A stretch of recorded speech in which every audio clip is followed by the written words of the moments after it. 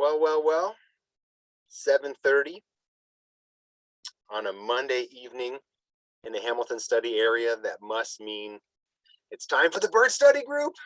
Welcome, everybody. My name is Jackson Hudecki, and I'm the bird study group director for the Hamilton Naturalist Club, and I'm thrilled that you are joining us on this super cold and rainy evening. Fall has really hit us, and today was quite the day. I'm not sure if many people spent time outside. I know some hardy birders were out checking out some birds at Van Wagner's Beach today, and all the power to them, because that cold and that wind and that rain, I think it only got to a high of 8 today. And considering a month ago we were sitting here on election night, it was still pretty warm. And here we are, fully into fall. So thank you so much for joining us. Hopefully you're curled up somewhere. Hopefully you're comfortable and you're relaxing on this Monday evening. I'm very pleased that you're here tonight.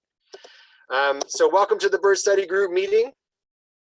Of course, we're not the only ones here. We've never been the only ones here.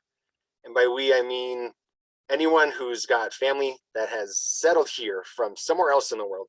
We recognize the long history of First Nations and Métis people in the province of Ontario and pay respects to the 6 nations of the Grand River Territory and the Mississaugas of the Credit First Nation, the holder of the treaty with the Crown for the lands we steward. I'm speaking to you today from the traditional territories of the Anishinaabe, the Haudenosaunee, the Huron-Wendat, and Neutral nations. If you've never joined us before for a bird study group meeting, of course we are virtual. And we will be virtual right through until next year at least. We are able to acquire speakers from near and far. And luckily tonight's speaker is very near. But we are going to be remaining virtual at least for the remainder of 2021 and for most of 2022 while things continue to get sorted out with COVID-19. But again, here we are safe and sound, being able to deliver these meetings. We start at 7:30 each month. I talk about some things that are important for us to know before getting into our special guest. And I encourage anyone to use the chat function, to use the Q&A function at any point tonight. We'll be watching it. We'll be taking a look at it. So keep that in mind if you have something to say, something to share, or a question for our special guest. And the bird study group is it's a pretty amazing part of the Hamilton Naturalist Club. So I'll keep mentioning that we're in our 35th year of being a wing of the Hamilton Naturalist Club. And we just want to keep the conversation going about birds, about bird conservation, about bird science, about bird data, about anything that can reach people where they're at in their birding journey. And we want to amplify the voices of the community. So that being said, we do have quite the community. We have people from all ages and stages of life coming into the birding world. And there is a lot of opportunity for people to join the birding world. We are an inclusive organization. We want our areas to be accessible to all. And we're constantly adding to the list of those who are getting themselves involved from an organizational or from an individual standpoint, but it's all for the greater good. We're doing this all because we recognize that something's going on in our planet, not just that birds are special, but that we want to keep birds around and we want to keep people around. We're working together to work on and protect this planet. And that being said, it's about monitoring. We are observing, we're tracking, we're keeping note of things, and there have been some crazy birds showing up in Ontario. A groove-billed Ani has showed up in Peterborough, not in the HSA, of course. The Hamilton study area is a 40-kilometer radius from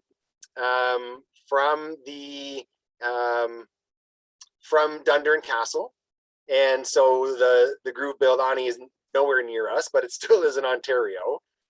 If Bob Curry is here, he can let us know if one's ever shown up in the HSA before. But we've still got some incredible birds. So as the warblers are kind of ticking away, despite the fact that a lot of people witnessed the yellow-throated warbler, and thanks to Shay Smith for contributing this photo for us tonight. Shay took this in Oakville, and then like a second yellow-throated warbler showed up at LaSalle, which is pretty incredible. So you can check out Shay's work at Suburberter. There it is on Instagram, Suburberter. I've only ever written that and thought it was clever. I've never actually said it out loud. Also spotted recently a Mississippi kite, northern goshawk. I mean, I haven't heard of a goshawk being around here in ages. Dick Sissel, Nelson sparrow. We know Jaegers are around, but a Pomeranian Jaeger, I still, Rob Dobis would kick me, and so would Matt Mills for saying this. I've still never really witnessed a Jaeger in my life. So maybe this is a day I should have gone to Van Wagner's Beach. Shorebirds aplenty, but what are you seeing? Let us know in the chat what you're experiencing when it comes to birds and bird migration right now in the fall. A prominent birder in the area, Mr. James Lees, suggests that November is one of his favorite times for birds in the area. So we're getting close. We're only a couple days away from getting into November. So what are you seeing? Let us know. We want to let you know about a couple of upcoming events. So on Saturday, November 6th, our newly acquired Sheila Dundooly Nature Sanctuary, there's a rubber boot walk. So Jen Baker, our trusted employee, is accepting those who wish to check out our latest sanctuary.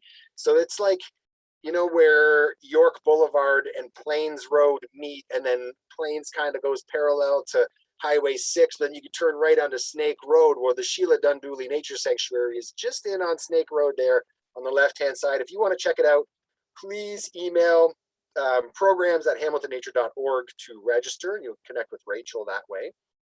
The annual Alan Wormington Fall Bird Count is the day after that, Sunday, November 7th. So reach out to Bill Lamond at hotmail.com, bill-lamond@hotmail.com if you are able to participate in surveying birds that day, whether it's in your neighborhood or it's in a patch near you.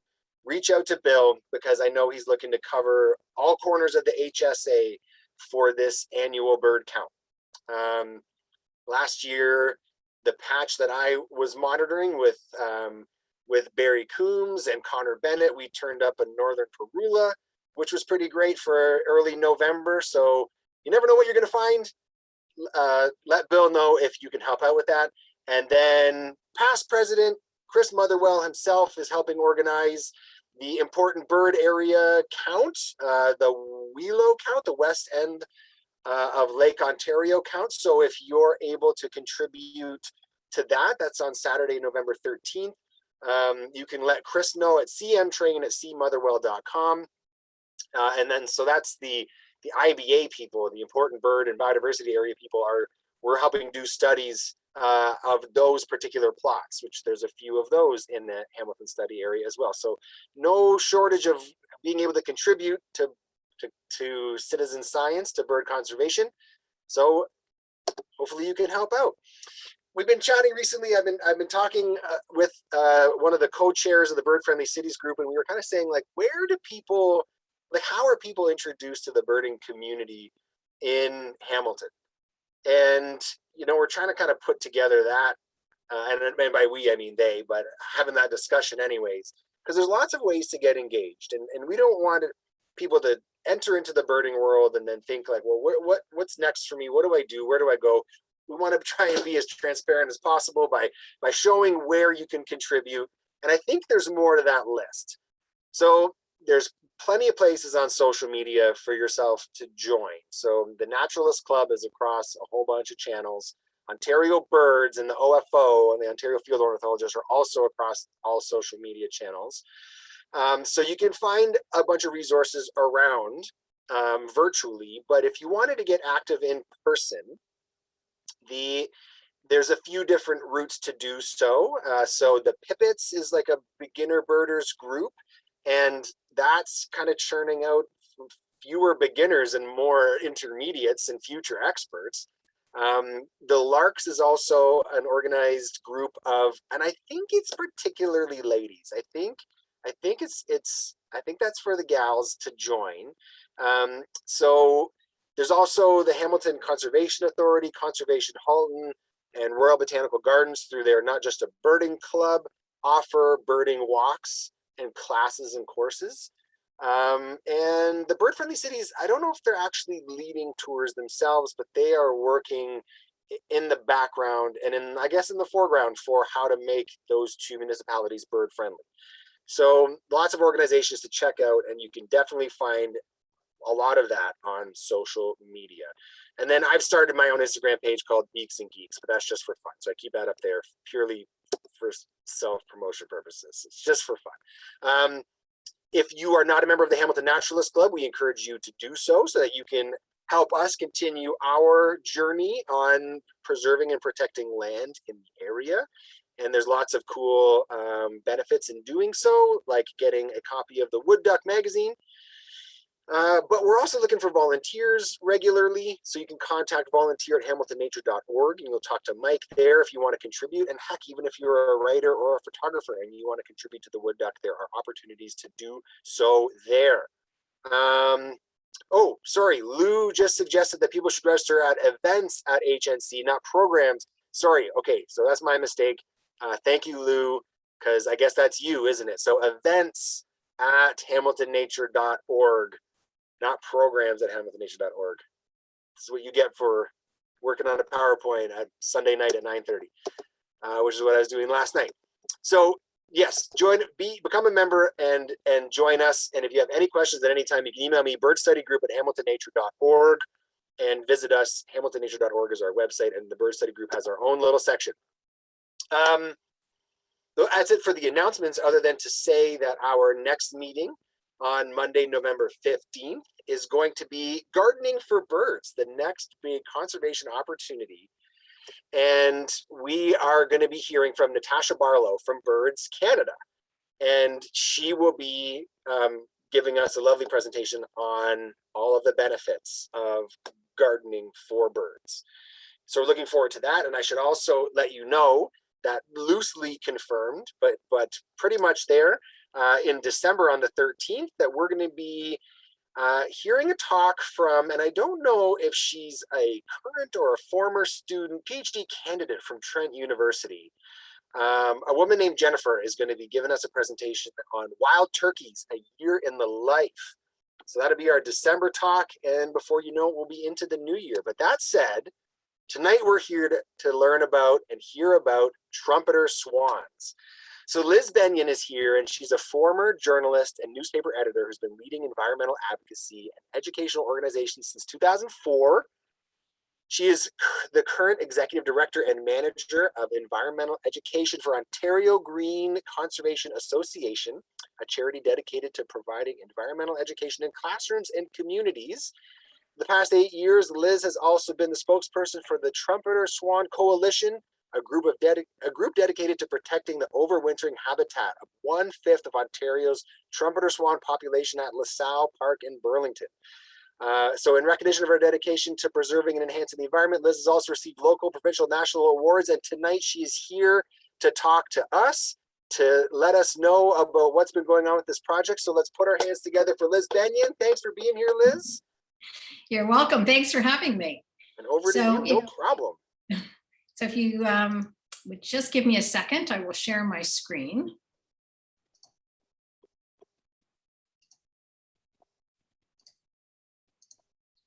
All right, so tonight, as you heard, we're going to be talking about trumpeter swans. It's really an amazing conservation success story.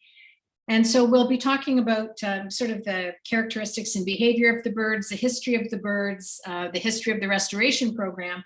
But then I'm also going to tell you some stories about some individual birds. So trumpeter swans are native only to North America, and they're the world's largest swan. And they have a wingspan of up to 2.4 meters. They're distinguished from other swans by their all black legs, feet, and beaks. As youngsters, trumpeter swans are more gray than white, with bills that go from pink and black to all black. And sometimes adults look like they're partly brown down their necks, but that's just staining from the minerals in the water that they get as they're pulling up their aquatic vegetation that they mostly feed on. We get a lot of questions about how you can tell one swan apart from the other, so this is a helpful guide. With trumpeter swans, first of all, they're larger than all the other swans, which isn't easy to tell when they're in the air or when they're not right next to something like a tundra swan. They also have a smoothly sloping black beak, and they have a very distinctive V shape between their eyes. There's also a red border on their lower mandible, and unlike the tundra swans, there's no yellow lure near their eyes.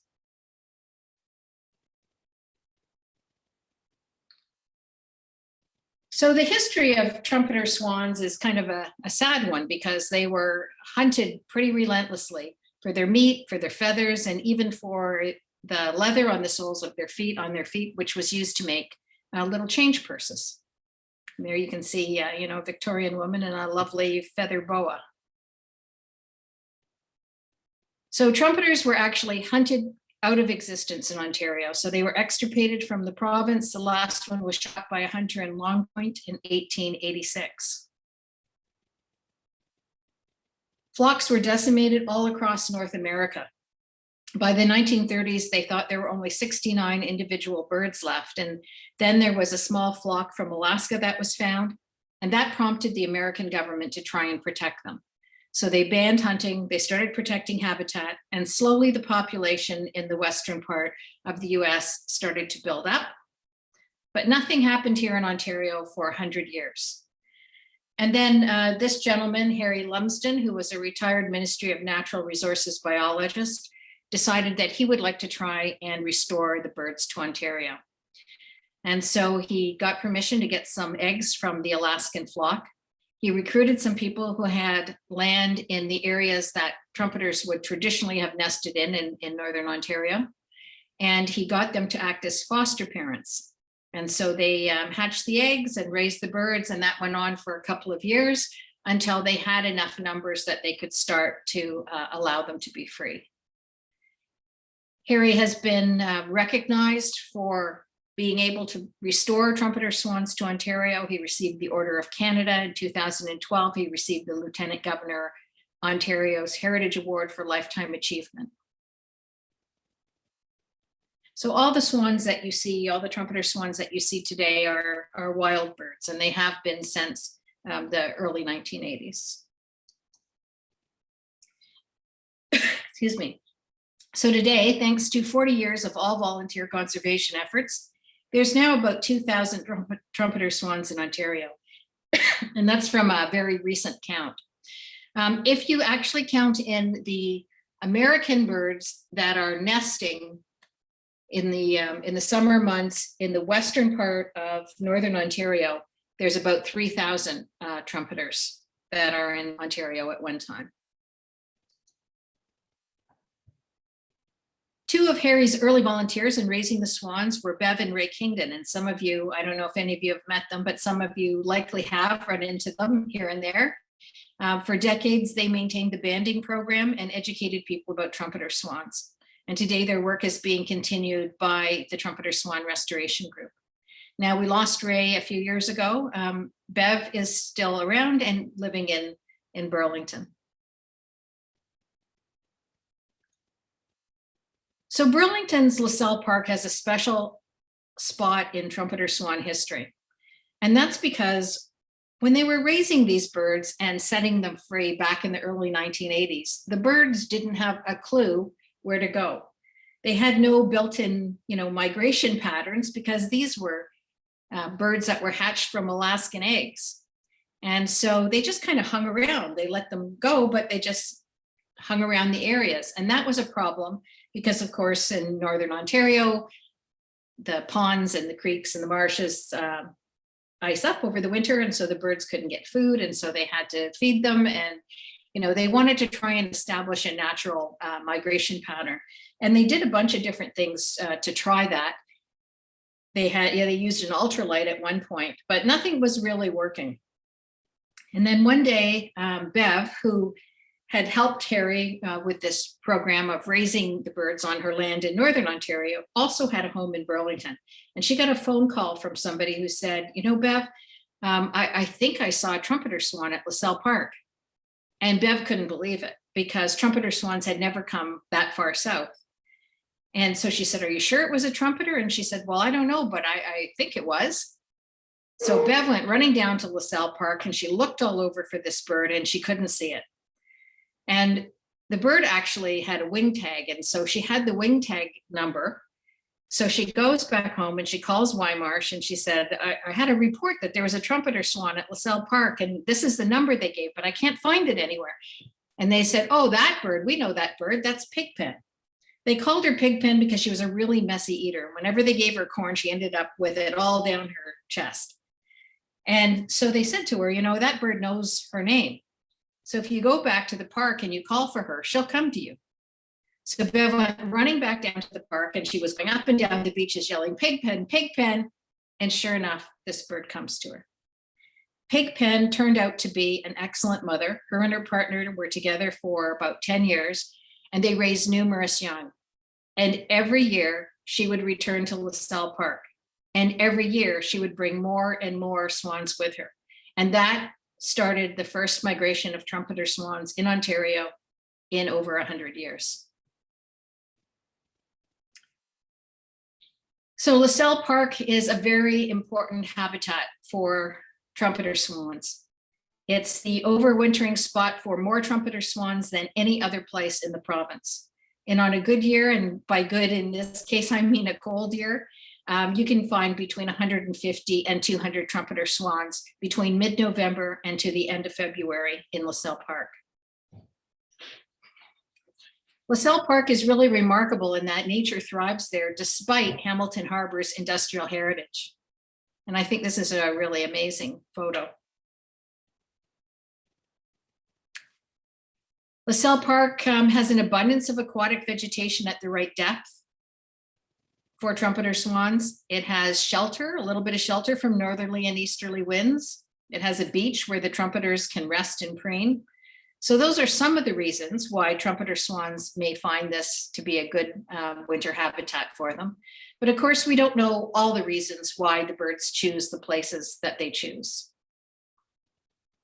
The beach actually also works out very well for the banders and taggers at the Trumpeter Swan Restoration Group because the majority of the trumpeter swans tagged and banded in Ontario are caught at LaSalle Park. So as I just mentioned, the Trumpeter Swan Restoration Group continues to monitor the swans and they do banding and tagging. They keep records of the family groups. The data collected by the group goes to the University of Guelph. And you can see Bev at the top left-hand side there with Kina Itini and also with Julie, who are all members of that group. Kina also has her rehab license, so she's able to take sick and injured swans into her care. The Trumpeter Swan Restoration Group also works with the University of Guelph in training some biology students into how to do banding and tagging. And so this is a picture of a group of those students at LaSalle Park. And one of the interesting things, and you can see it from this picture, is that, you know, in the American West, they don't have as close a relationship with the birds as the Trumpeter Swan Restoration Group has here in Ontario. So the trumpeter swans are quite used to people, for good or for ill, they are. And when they do the banding and tagging, unlike in the American West where they have to use nets and it's quite traumatic for the birds, here they basically just, you know, kind of go up to them and grab the cygnets. And I've seen them do banding and tagging where all the other birds are still milling around, they're still eating corn, they're not really paying too much attention, and it's not very stressful at all.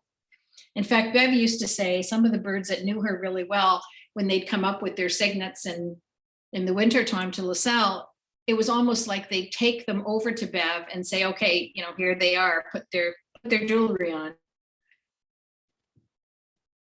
So trumpeter swans mate for life. Bonding usually takes place when the swans are between 3 and 4 years of age, although they may not mate for a few more years. And I say mate for life, but it has been known that couples separate for one reason or another. And also, should a mate be lost to death, then it's quite common for the remaining swan to find another mate. Trumpeter swans are excellent parents. They've even been known to fend off things like snapping turtles that are after their young.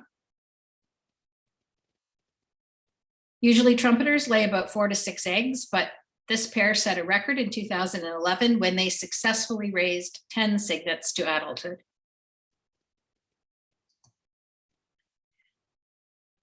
You wouldn't think that a bird that spends so much time in the water would need to bathe frequently, but trumpeter swans do, as you can see from these pictures, but it's all about keeping their feathers in top condition.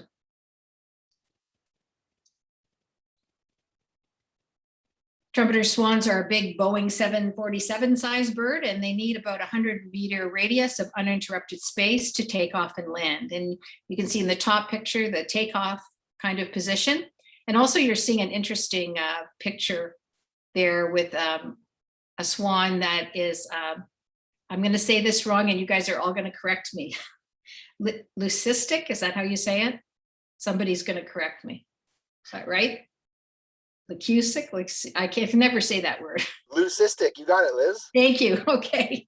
You can see that it has orange, its legs never went all black. And so there's a few birds like that around. And then coming in, I mean, look at how he's coming in with his wings outstretched, and you know, it's like a plane landing on water, like a float plane. So from the end of March until the end of October, trumpeter swans nest in isolated spots in northern Ontario. And then as the young develop, they start to do some flight training, some wing practice.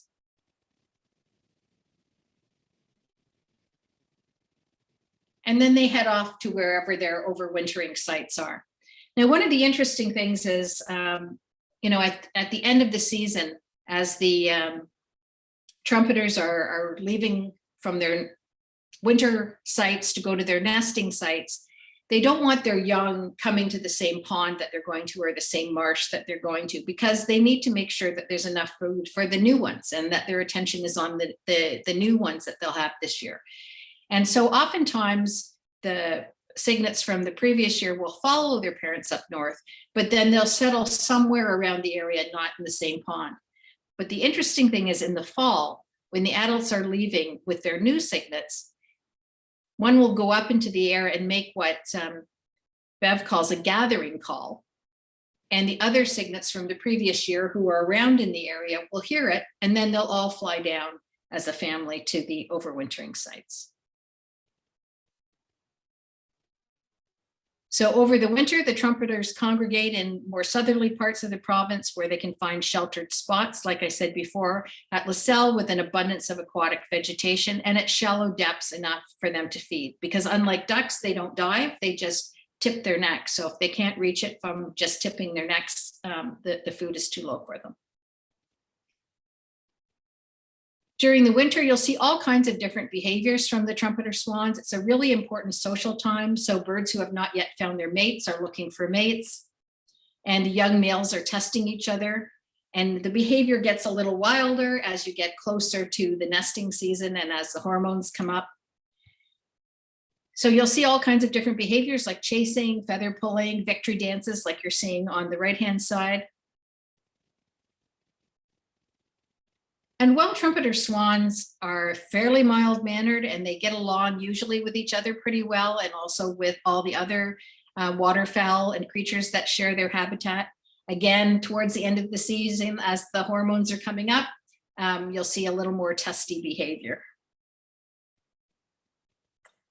So we've now had 40 plus years of conservation effort. So why are there still only 2,000 trumpeter swans in Ontario? Well, the main cause of death is lead poisoning. And they get that from both accidentally ingesting lead fishing sinkers, but also from lead shot that's still in the water.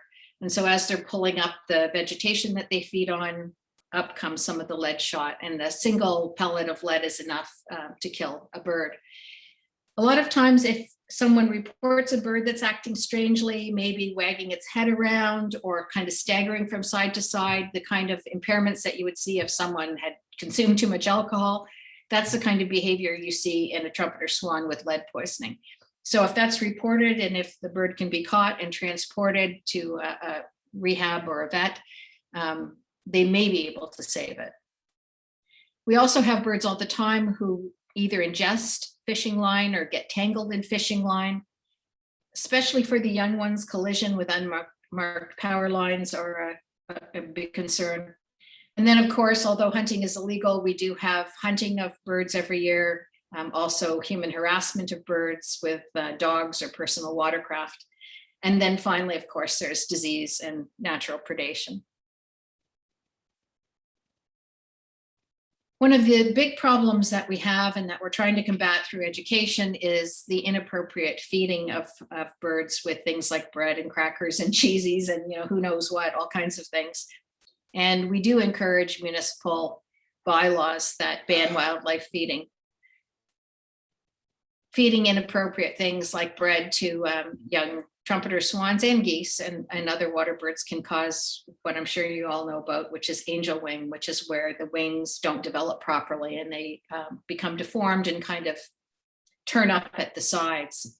If it's caught early, and that happened to a couple of birds, young birds from Bluffers this year, they started developing angel wing, they were caught and they were transported to the Toronto Wildlife Center, and they were able to correct it before it got too bad. And those birds have now been released. But it is a big problem.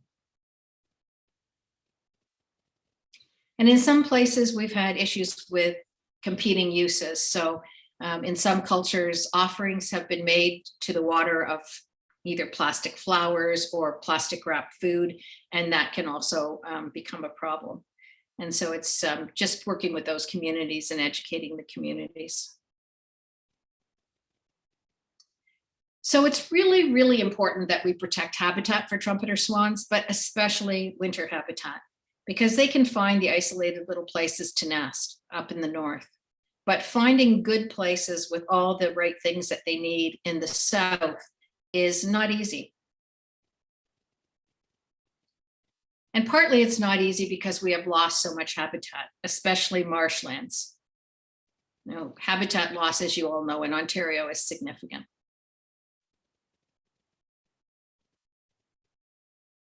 So winter habitat is especially critical. And as you can see from this excerpt here, the most serious threat to trumpeter swans is the loss of undisturbed breeding and especially wintering habitat to expanding human populations. It's becoming a problem in the Western United States too. So the reason our group was formed in the first place, Bev came to me. She'd heard that I was involved in environmental advocacy, and she'd heard about a plan to create this huge marina project in LaSalle Park.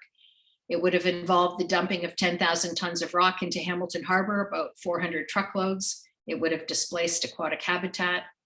It would have expanded the marina by another, I think it's 240 now, so it would have been another 120 permanent slips. And that rock wall, we were very concerned that this huge rock wall, this break wall, would have prevented some of the wave action that helps to keep the harbor open for long periods. And so the swans wouldn't be able to get to their food the way they had been. And so when Bev came to me, told me about it and asked if I would help, I said yes. So for 8 years, we fought this project. We did all kinds of different things. We sent a request for a Part 2 order to the provincial government. And basically that was just requiring a higher level of environmental assessment for this project. The government took 2 years to look that request over, which was great for us because it gave us 2 more years to lobby. And when they came back, they didn't ask for they didn't request the higher order assessment, but they did put conditions on the project. So they put 3 conditions that had 10 parts. And part of that was that we had to be involved in some of the decision making. We also held public events. We did a door-to-door campaign. We had a website. We produced informational brochures. We did advocacy to council. I can't even tell you how many times I was in front of Burlington Council over this issue. And we fought this thing on not just the environmental issues and the problems for the trumpeter swans, but like so many things, if something's bad environmentally, it's probably also bad. It's also probably bad for the town financially. And this one certainly was. They thought it was going to cost about $14 million to build this thing. And we were able to prove that the club didn't have the means to do that. So in the end, after 8 years, the marina is not being expanded. They've put in a smaller floating break wall. They said the break wall in the docks would remain permanently in place, and I think the break wall is, but it seemed to me that I saw the docks pulled up out of the water, so I guess they haven't done that. So it's not ideal, but as far as we can tell, it's not unduly impacting the trumpeter swans. I just want to stop there for 1 second and just ask if anyone has any questions up till now before I get into some stories about individual swans. There's a couple questions, Liz, in the chat right now. So Rick, actually, I'll go with the anonymous attendee says, where is the sign recognizing pig pen? So yes, unfortunately, that sign is not at LaSalle Park. That's is at, it just went out of my head. Why Marsh. And we have been trying to get the city of Burlington to recognize the importance of LaSalle Park to the trumpeter swans and to erect an appropriate sign that would convey the information about the trumpeter swans, the restoration program, pig pen, you know, all the key things. We haven't got there yet. On the list of things to do, I'm sure. Well, we're trying. We're trying. We've been working on it for a while. The second question, which you may touch on a little later, I'm not too sure. So Rick wants to know where else the trumpeters overwinter apart from LaSalle Park. I've heard that historically these birds overwintered in Virginia. So if you have any thoughts on that, that'd be cool. Yeah, so they're at all kinds of different places. You can find them in the harbor in Oakville, at Bluffers in Toronto. They find different places. They find canals that have water that's moving all through the winter. So they're kind of scattered around, but there's no big groups like there is at LaSalle. Okay. In terms of going down to the United States, you know, there probably were originally trumpeter swan populations all down the eastern seaboard of the US. They probably did migrate a lot farther than they are migrating now. And we do, as the population has expanded, we do find, especially the young ones who haven't yet found a mate, who tend to travel more. We find them down into the States in different places. We find them going to Quebec and even further east. However, there's been so much habitat loss along the eastern seaboard that I think it's going to be hard for them to reestablish sites there. And also, unfortunately, a lot of the birds who end up going to the US don't end up making their way back. So we're not sure what's happening to them, but you know, they get spotted down there and then they don't return. So I think it will be hard to reestablish completely traditional migration patterns, but we do see them spreading out more and more. Awesome, thank you. To the rest of the 63 participants in our chat tonight, if you do have any questions, put them into the Q&A, put any questions or comments in the chat. Liz, I'll throw it back over to you for more. Okay, so now I'd like to tell you some stories about individual trumpeter swans. So we have people all around the province who just love these birds and you know, are monitoring them year after year, sending photos, providing sightings. And there's actually a good Facebook group if you're interested. It's run by the Trumpeter Swan Restoration Group. And I think if you look under, put in the Facebook search engine Ontario Trumpeter Swans, you'll find it. And so that's where people are sharing their stories, their pictures, and talking about sightings. So we have some great stories about individual trumpeter swans from all over the province. And this story about this swan named Athena, she had built her nest in a marsh, and then there was a really heavy rain and the nest became unmoored and it headed over towards a train track that was running through the marsh. And a train was coming, and Athena was very concerned about the train and the close proximity of the nest. And so she got up on the train tracks and she spread her wings and she started honking at the train. And the engineer saw her, but unfortunately he was not able to stop in time. He did stop the train though, and they did retrieve the nest. And so her young survived. But that just goes to show you, how far these birds will go to try and protect their young.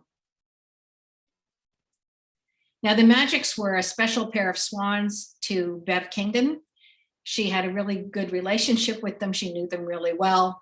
And they always came down to LaSalle. They were one of the early pairs that started coming to LaSalle. And so she knew that one year they had 3 cygnets. And so she was looking forward to them coming down to LaSalle for the winter. And as she was down there one day, she saw them coming in. And there was Mr. Magic and Mrs. Magic and only 2 cygnets. And she was concerned because she knew there had been 3 and she was wondering where the other one went. And as they came closer, she noticed that Mr. Magic was just covered with some kind of, it looked kind of tarry. It was like a black, oily kind of looking substance. And so then she figured, the young one had gotten himself into something and he was probably lost. But she wanted to catch Mr. Magic because she was afraid whatever it was toxic and she didn't want him getting it, ingesting it as he was cleaning his feathers. So she tried to catch him, couldn't catch him. And finally it got too dark and she wasn't able to go after him anymore. So she went home and she was really worried. She spent the whole night worrying about him and worrying about the cygnet. And she went out first thing the next morning as soon as it was light so she could try and catch him again. And he wasn't there. It was just Mrs. Magic and the 2 cygnets. And so she was just thinking, oh, this is terrible. She had such a great long relationship with him. And so she was really upset about it. And then all of a sudden, Mrs. Magic starts honking, flapping her wings, going wild. And she hears other honking from up above and she looks up and there's Mr. Magic and he's flying in and he's got the missing cygnet with him. And so Bev figures, that somehow they got into some trouble somewhere along the line. Mr. Magic took the rest of the family, got them safely to LaSalle Park, and then went back and got the missing cygnet. Pigpen, the swan that you heard about, who started the migration here in Ontario, she had a very sad ending. So she was actually deliberately run down by a motorboat. People witnessed the accident. They unfortunately were not able to get the culprits. They were able to rescue her. She had a badly broken wing and she went into rehab. She was there for about 6 months, but it just wasn't healing. And by the time this happened, she was an older bird and she just wasn't able to recover. And eventually she got some pneumonia and unfortunately she died.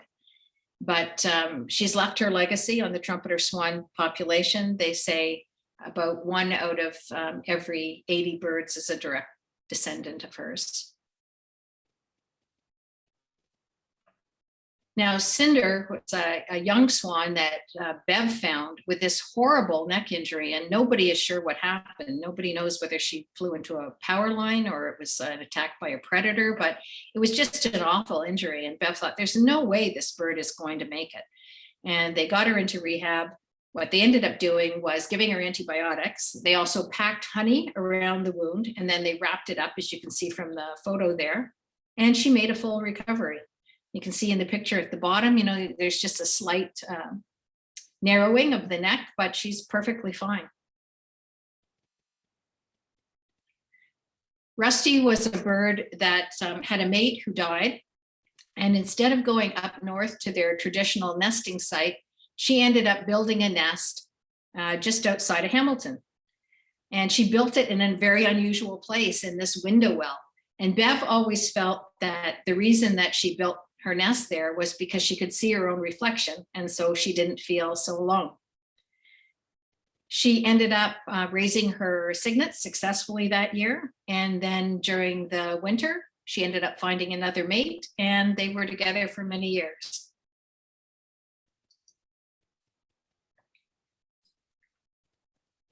So Magnetawan Ben was a swan who was on the Magnetawan River, and he was chasing speedboats. So he was chasing boats and canoes and anything going on the water, he'd chase. And he was causing problems. In fact, he knocked into somebody and broke an arm. And so they said, we can't have this bird doing this. And so they called up the Trumpeter Swan Restoration Group, and they were talking to Julie, and Julie wasn't sure what to do. So she called and said, what should I do with this bird? And they said, well, he probably needs a timeout. So she had to catch him, and she was trying to figure out how the heck she was going to catch him. And then she decided, well, if he's attacking boats, then what I should probably do is get on one, and hopefully when he attacks me, I'll be able to grab him. Well, that didn't sound like such a great plan to me, but it did work. And so she was able to capture him. They put him at a timeout in a pen at Wymarsh, and then they released him over the winter, and he found a beautiful little pen that he became enamored with. They ended up forming a family, and he stopped chasing boats. So I say this is an old story. A bad boy finds a nice girl and settles down. And then we have whole soap operas going on. So there's cases where, you know, a swan will go and kidnap a cygnet of another family and raise it as their own. We've had all kinds of, you know, crazy things happening among trumpeter swan families. But this is a story about John and Grace. They were a happy couple that had 3 cygnets in the spring of 2017 at Little Britain. And then the trouble started in December. So in December, before I go on to the next slide, in December, what happened with John is that he got lead poisoning.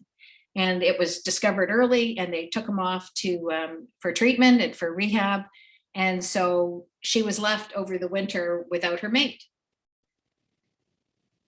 She found another one. And then that spring, they went to Little Britain, her and the new mate. But then John gets released in April, and he goes up to the nesting site, only to find Grace with a trumpeter swan they named Lancelot. And John was none too happy. And at first he was not too sure what to do about it. He just kind of wandered up and down the beach looking at the pair. But then finally he decided, you know, I've had enough of that. And so there's a fight. And he managed to chase the interloper away. And then John and Grace got back together.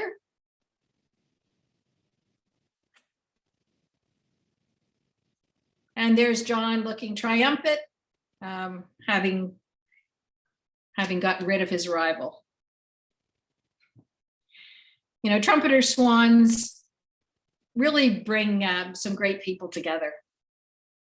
So it's been a real pleasure working with the trumpeter swan folks, because anybody, and I'm sure all you folks are the same, anyone who cares about nature sees the world a little differently. And they tend to be caring, kind, interesting people. And I've met some really great people. Kina, who you saw in some earlier pictures, who's part of the Trumpeter Swan group and who also has a rehab license, was looking for a photographer to do some aerial surveys of trumpeter swans. And so she met this young pilot.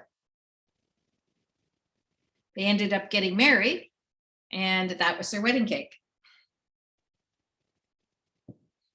So I think that trumpeter swans are an amazing and rare story of conservation success, and they really do deserve our protection. Not just, of course, for the trumpeter swans, but for us too.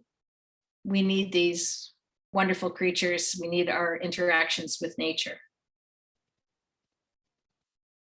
So we thank Harry Lumsden in restoring the trumpeter swans to Ontario. Harry's still with us. I think he's 93 or 94 now. And we thank, of course, all the volunteers with the trumpeter swan restoration team for continuing to monitor them. And finally, I thank you for your interest in these birds and for inviting me here tonight. And if anyone has any questions, I would be happy to answer them. Liz, I'm not gonna lie, some of those stories sounded very sad, hearing about what had happened to some of those birds.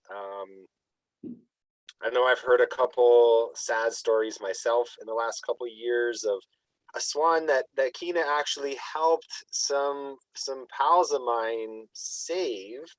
It was a swan, I want to say it was a K18 or something, was being uncharacteristic in its behavior in Hendry Valley. And through Keena's help, I think they came and were able to rescue and take it. And sure enough, it did have lead poisoning going on inside its body. And I'm pretty sure they were able to save it and rehab it. I don't know if Keena is part of this talk tonight, but it'd be interesting to hear whatever happened to that bird. But a little late for asking that right now. But there are several questions in the chat, in the Q&A, that I do want to get to. The first question I'm going to ask kind of has to do with what I was going to ask you. Kevin says, what can the rest of us do? Like, what can we as a group of concerned birders and citizens do with and for this project and for trumpeter swans, in your opinion? I think, if there's any members of your group who are from Burlington, we wouldn't mind some help lobbying council to erect a proper sign there. A lot of it is about public education. So it's about letting people know in a friendly way that, because people who are feeding things to trumpeter swans aren't meaning to harm them, right? They're thinking they're doing something good. So normally if you can explain to them that first of all, they don't need to be fed and that it can actually harm them, usually people are okay with that. So helping to spread the word about those kind of issues, but also spreading the story about conservation success. Because as you were saying, Jackson, there's so many stories that are kind of tragedies and when you're talking about natural things. But this is not that. This is a story where, through unregulated hunting, a species was brought to the brink of extinction, but they weren't made extinct. We acted in time. We did the right things. And then, when people say these problems are too big and there's nothing we can do about them, really it was one man, it was Harry Lumsden, who said, I'm going to do something about this. And then he gathered people with him to help with the restoration program. And it was like pretty much all volunteer. And look what they did. We have 2,000 trumpeter swans in Ontario again. And they're not going to go away now. They're here now. So we've saved this beautiful, iconic bird for future generations. And it's a hopeful story. We can do it for trumpeter swans. We can do it for other species. We just have to stop doing the bad things and start doing the good things. So I think, even just spreading the message about this wonderful success story, I think is important because it gives people hope.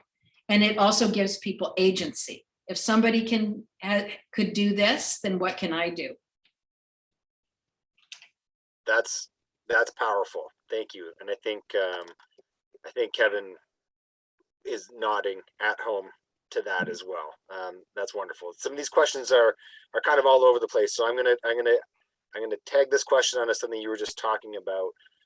So Daphne wants to know, do you have any advice for people who insist on feeding swans? I often hear, but we have been feeding them since I was a kid. Or even worse, sometimes there's some threatening behavior. So do you have any tips on how to talk to folks about that subject? Well, we have a poster that's pretty effective, which I could share with you, Jackson, and maybe you could share it with the group. Yeah. And I've had some people who've, made them into little cards, because you could actually fit probably 4 of them on an 8.5 by 11 page that they just hand to people if they see them feeding. So there's that. But I think the important thing is to just say to people, did you know that if they're eating things like bread, then they're not getting the nutrition that they need, and that can result in a wing deformity. Usually when you tell people and you do it in a nice, calm way, not everybody, because some people are just jerks, but usually if you don't tell people not to do it without giving them a reason, if you tell them that it's probably not the best thing to do because this can happen, this bad thing can happen, then they understand. That's one of my big complaints with cities. They put up signs that say, do not feed the wildlife, $5,000 fine or whatever. But they don't tell people why not to do it. And that's the way they should approach it. They should explain why. When I talk to kids at school, I say, if you feed trumpeter swans things like bread, when their main diet is aquatic plants, it's like us eating nothing but potato chips. It fills their stomach, but it gives them no nutrition. So I think, yeah, that's a great analogy. Is chips, even though I could picture my own kids being like, yeah, give me the chips. This might be too scientific. Do we know what kind of aquatic plants that they eat? Because that would be helpful in planting and in restoration efforts as well. unfortunately, I can't answer that question. Potentially Kina or somebody from the Trumpeter Swan Restoration Group could, but I don't have knowledge about that. Yeah, no worries. It's almost like providing the example of what they do eat. It's like, yeah, we don't see this here. They're looking for something else. In fact, someone asked, are they fed in the winter by volunteers? And corn was the specific food Cindy wanted to know. Yeah, so a couple of things about feeding. So in the wild, they will, especially in the Western United States, where there's big fields that have been harvested of grain or corn, they will go to those fields in the winter and they will fuel up on corn and grain because that's high carbs, right? So it helps them get through the winter. It is not harmful to feed them corn if it's untreated corn. However, we discourage feeding in general. So corn is not a bad thing for them. When it comes to, is there feeding? In the early years of the restoration program, there was feeding because, as I mentioned, they weren't migrating. So they weren't going to areas where there was open water where they could get fed. The Trumpeter Swan Restoration Group continues to use corn as a lure so that the swans will come to them so they can do the banding and tagging and the other work that they do with them. They were also monitoring them for various things for studies in Guelph. They were taking blood samples from them because they were trying to find some kind of avian disease that was going around. So they work with them. So they use the corn as a lure. As part of our settlement with the city over the marina project, one of the things that we had them agree to, because we had no idea at the time what the impact might be of even this reduced break wall at LaSalle Park, we had them agree to allow the Trumpeter Swan Restoration Group to decide whether feeding needed to occur during the winter if we had an especially cold winter and the ice was frozen over the harbor for a long period of time. So they have the right to do that, just the members of the Trumpeter Swan Restoration Group, but they haven't had to do it because our winters have been mild enough that there hasn't been a long freeze over. People do go to LaSalle and feed the birds all the time, including people going and feeding them corn, but that is not the Trumpeter Swan Restoration Group and nobody is authorized to do that. Gotcha. That makes sense. I know that feeding birds is contentious across many organizations. Is there any way that the Ontario, like the Trumpeter Swan Coalition, is marking their presence? Are they wearing anything, or are they Is there any signage up for while they're doing their work? Do you know? So the Trumpeter Swan Restoration Group, the people who are doing the banding and tagging, they have jackets that have their logo on it. The corn buckets that they use have their logo on it. And they have the licenses from the ministry. Great. Yeah, I hope that would be the case. So that way it's marked. It's not just like, hey, you shouldn't, are you feeding them corn? It's like, no, I'm allowed to do that. It's like, okay, prove it. So if they're already marking themselves, then that's good to know. And I just also, I thought it was very adorable, that part of the story where you mentioned how the parent swans bring the cygnets over to the researchers to be banned. Like that's adorable.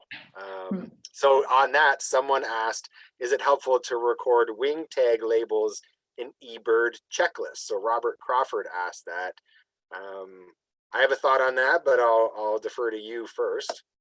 So I can't answer the question about the eBird checklist, but I can tell you that the Trumpeter Swan Restoration Group does want people to report sightings and wing tag numbers. And the place to send it to is Trumpeter Swan at live.com. Trumpeter Swan at live.com.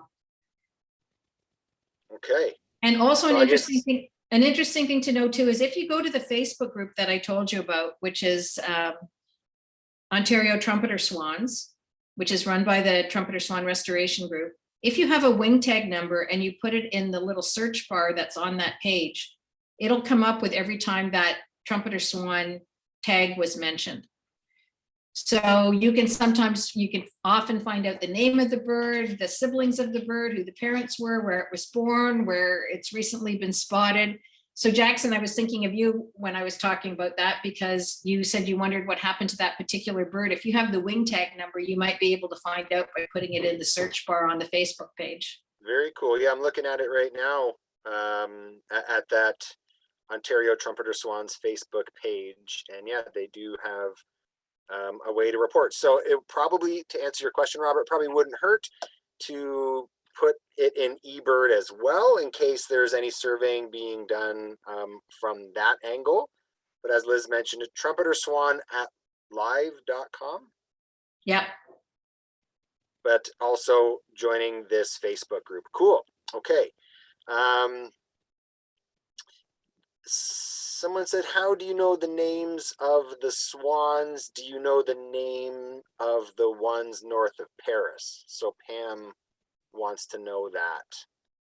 So it's really confusing about names, because sometimes different people in different places name the same birds different things.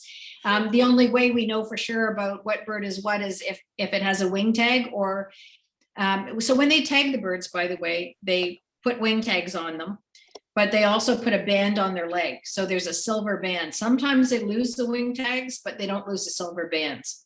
And the silver band, if it's a male, it'll be on the right leg. If it's a female, it'll be on the left leg. So that's how you can tell males from female.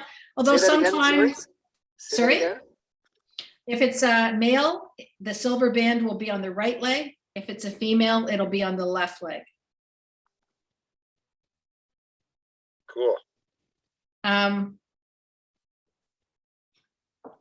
Sorry. So anyway, so it's a little confusing about the names. So there are some birds that, always end up in the same marsh, and the people around that marsh know them, and they've sort of all decided on a certain name. But we do have cases where the same bird is known by different names, depending whether it's in the winter location or the summer location, or so the names can be a little confusing, but the wing tags are the sure thing. So Marianne Servin Lowry, if I'm pronouncing your last name correctly, says the Trumpeter Swan Restoration Group does monitor eBird, but they now have an online forum for submitting information directly, and I put that in the chat in case no one else can see the Q&A, because I don't remember if people have that ability or not. Okay, so there's a couple of questions about restoration. How are swans with lead poisoning rehabbed? And Amelia asked that question. Okay, so again, I wish I could tell you more. I don't know. I think it's something called chelation therapy. And it basically involves flushing the lead out of their system. But exactly the mechanics of that and what they use to do that, I'm not sure. And I think it entirely depends on, how much lead has gotten into the system, how much has gotten into the blood, how many organs it's affected. So sometimes it's successful, as I said, if we can get it early, and sometimes it isn't, but I can't give you the details about how it's done. No worries. That, you know what, this just makes for a future presentation about swan and just bird rehab in general. A question from Lynn: why do they pack the swan's neck with honey? How does that help? So nice that it recovered so well. Do you have any thoughts about honey? Yeah, so honey has antibacterial properties, and it's been used as a bacteria killer for a long time. So while they did give the bird intravenous antibiotics, they also put honey on the wound. Interesting. That's great to know. Thank you. Someone wanted to know, is there a story behind the swans nesting in Hendry Valley this year? And Marianne responded, I have been reporting these swans for a few years. I am rather concerned about how comfortable these swans are around people. Marianne, I think your comment there is in response to the anonymous attendee's question about the Hendry Valley birds. And yeah, I know that they have two cygnets, or at least the last time I was down there, there was at least a couple. But feeding birds is a problem around RBG. They've been working tirelessly to the extent that they have been anyways, to be kind of curb people's desire to feed birds, especially in that space. Anything short of actually fining people. They had a huge educational campaign with people sitting in tents outside of the trailheads trying to talk about feeding. So I'm not quite sure where those particular ones ended up, or how they're doing right now, but I know there were two cygnets. Liz, did you happen to catch those birds at all? No, I don't know anything about those birds, sorry. No, it's all good. So Bruce McKenzie, former bird study group director. Bruce, hello. He's got a couple questions. Does the MNRF help, or do conservation officers help to keep people from feeding the birds? From what I've heard about the MNRF, under the current government, they're not allowed to leave their offices. So no, I don't think they're very involved in this at all. It's really hard because you have to have somebody right on the spot when the feeding's happening. And as we know, most of this is happening on municipal properties, and most municipalities have very few bylaw enforcement officers, if they even have a bylaw against feeding. Not all municipalities do, right? So wildlife feeding bylaws are something that have to be enacted by municipalities, and a lot of them don't have them. So it's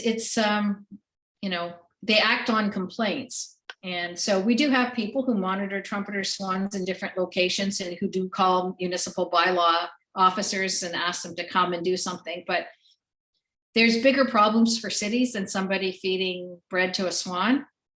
And so it's really hard to get attention paid to that issue. Yeah, and I think that's one of the efforts by the Hamilton Burlington, like the Bird Friendly Cities group, is educational campaigns. And I know, Liz, that you are part of that, and so am I to some extent.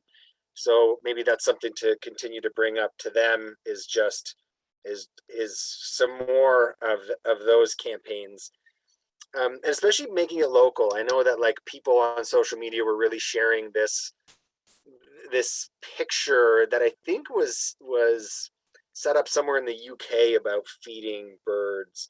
So yeah, I think that could be something that we all strive towards, because it's one thing to challenge somebody on the spot, but it can get dangerous. It's like asking someone to leash a dog.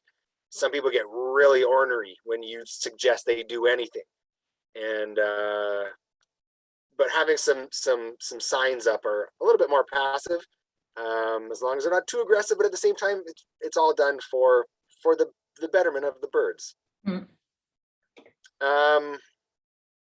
Peter said, is it possible to look up online the information about a particular swan by its tag number? Might be a good way to capture the interest of the general public. And so that has been addressed, Peter, and mostly on the Facebook group. So I guess if you're not on Facebook, you might not be able to find that as easily. However, as Marianne has put in the link there, I clicked on it, and I came back to this page. So I'm not sure if there's a good spot to look it up outside of Facebook. Liz, do you know? I don't think there is. I think the best way to look it up is through the Ontario Trumpeter Swan Facebook page.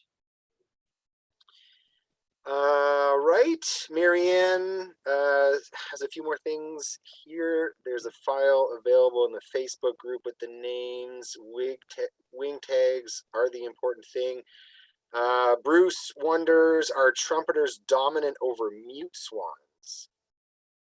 No, in terms of their behavior, trumpeter swans are less aggressive than mute swans in general.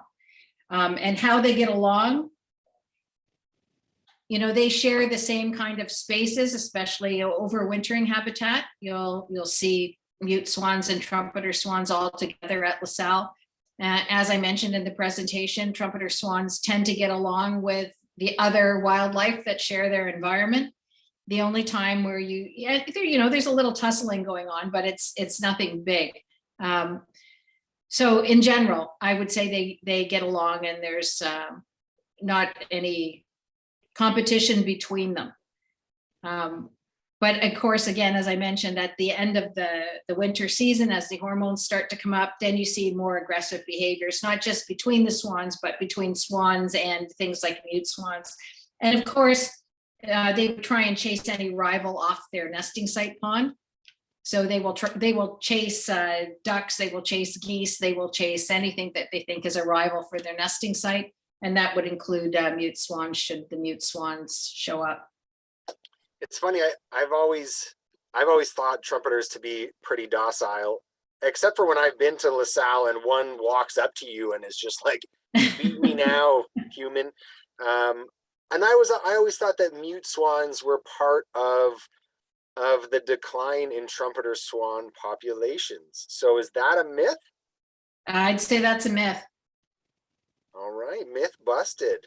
I've been giving people misinformation all these years. Geez.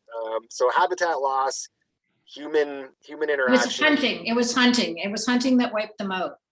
And then habitat loss, I think, has prevented them from really reestablishing themselves. And lead poisoning. Lead poisoning is huge. Yeah.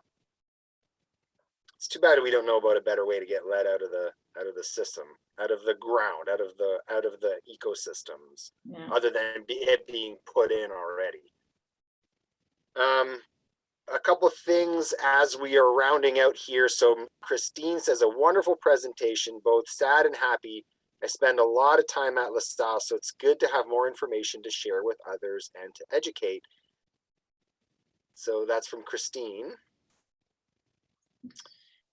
Someone wants to know if this presentation will be available later to others. I have friends in other provinces who would really like to hear this info.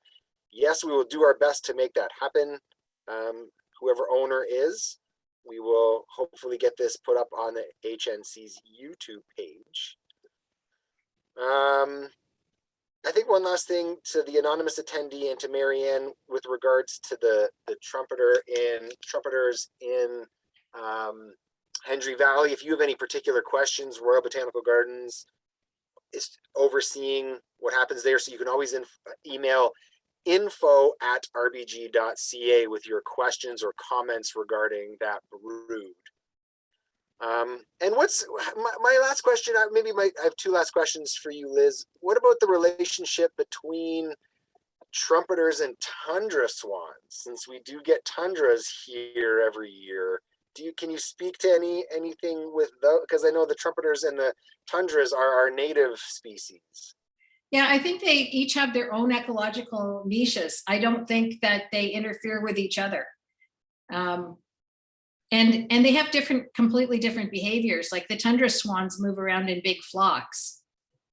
And that is not at all how the trumpeters behave. You know, they're in their individuals and family groups until the wintering time when they congregate.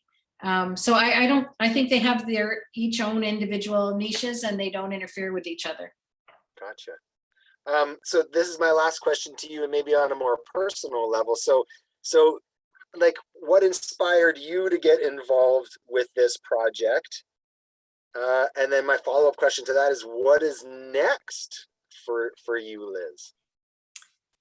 So what inspired me was Bev. Bev has such a deep love for these birds, and she's been so intimately involved with them for most of her life. And she couldn't help but sort of spread that concern and caring to me. And because in general, I work on environmental issues and I've really kind of dedicated myself to environmental advocacy over the last 18 years. I saw that it was a cause that I could help with. Bev loved the birds, but she didn't know how to deal with the politicians. And unfortunately, my niche apparently is dealing with the politicians. So I knew how to lead the battle, and you can't help but love the birds and want to do something to make sure that, you know, they remain with us now that we've brought them back literally from the dead. What's next for me? I'm very involved, as you heard at the very beginning, with Ontario Green, which is a charitable group that provides free environmental education to schools. We have more than 30 different presentations that we provide based on the curriculum, but that also go farther than the curriculum. And of course, now they're all delivered online.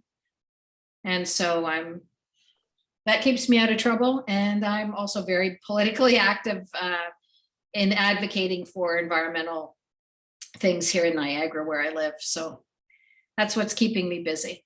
But I keep tabs on the swans. Marianne says, never underestimate your superpowers, Liz. So yeah, what you're doing is pretty incredible. Now, so what happens every month after these talks is part of the bird study group committee, a gentleman named Michael writes up a lovely recap of the night of the talk. He has his hand raised. So Michael, do you have a question before we end for the night? And you can unmute yourself to ask it. Your hand is now down. Oh, are you there, Mike? I'm here. I have seen people feeding corn to the swans at LaSalle in the winter, and they haven't been part of the recovery group. So should we be telling them that they shouldn't be doing that? Well, they probably know they shouldn't be doing it, but yeah, I don't know what we can do. There's people who've been feeding them there for years. They know we discourage it, but they're hard to reach. At least if they're feeding them corn, they're not hurting them. So they know enough about the trumpeters to know that corn is not bad for them. You can try talking to them, but I think the ones who are feeding them corn know something about the trumpeter swans, and they're just not going to give up their habit. Yeah, I think some people also think that because they have the wing tags, that the trumpeter swans are still endangered and are being helped, and I guess they feel that the people feeding the corn feel that they're helping to keep them alive during the winter. So that may be part of it. That very well could be. I mean, they're not endangered anymore because there's enough of them now. But one of the interesting things about them is when they created the Endangered Species Act, originally, there weren't any trumpeter swans here, so they were left off the list. Years later, when somebody said, oh, maybe trumpeter swans should be on the list, they were too numerous to be considered endangered. So, you know, they're at that kind of stage where, you know, 2,000 is a good number. But, you know, we still have to be very careful. We still have to be very careful. Sure. Thanks a lot. Okay. I have a cat making a lot of noise right now because I'm up in the attic and he's trying to get downstairs where his food is. Yeah, I've written a few things down here to just remind myself to kind of continue some of this process along. I'd love to reach out to the University of Guelph, not just on this, but on a few things, because they've come up a few times in the past. And wondering, yeah, where they are on if they are on the species at risk list right now, but it sounds like they're not, which is again part of that success story. So to Harry, to Bev, and to Ray, and to you, and to Kina, and to all the people, thank you, Liz, for all that you have done and are doing for this monumental effort. People in the chat, excellent presentation, Liz. Thank you, and thanks to Jackson and to Mike, who's done an excellent job for a very long time. Peter says, great presentation. Thanks. I knew very little about the history of these lovely local birds. Marianne says, yes, indeed. Thank you. Lynn says, so nice to put a face to the Trumpeter Swan group. Excellent presentation. Thank you so much. Liz, any closing thoughts for those in attendance tonight and around the world? Well, I just want to say thank you very much for inviting me. It's always my pleasure to share information about the Trumpeter Swans, and I hope that you'll continue to be able to enjoy them there in Hamilton and Burlington for many years to come. So thanks again for having me, and I'll say good night to everybody. All right, thanks, Liz. And keep up the great work. Thanks to everybody who's still here in attendance. We will conclude for the night. We'll meet again next month, where, as mentioned previously, we are going to hear from Birds Canada. But in the meantime, get birding, get outside, connect with any of these local groups, and let someone know if you are able to take part in the bird count, because we'd love to know about what all the birds that are out there, and keeping an eye on the birding and the natural communities that surround us.